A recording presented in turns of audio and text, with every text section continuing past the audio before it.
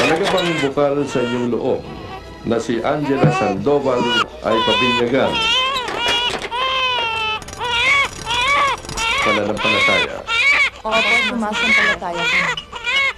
Ikaw, Angela Sandoval, ay binibinyagan ko sa ngalan ng Ama, ng Anak,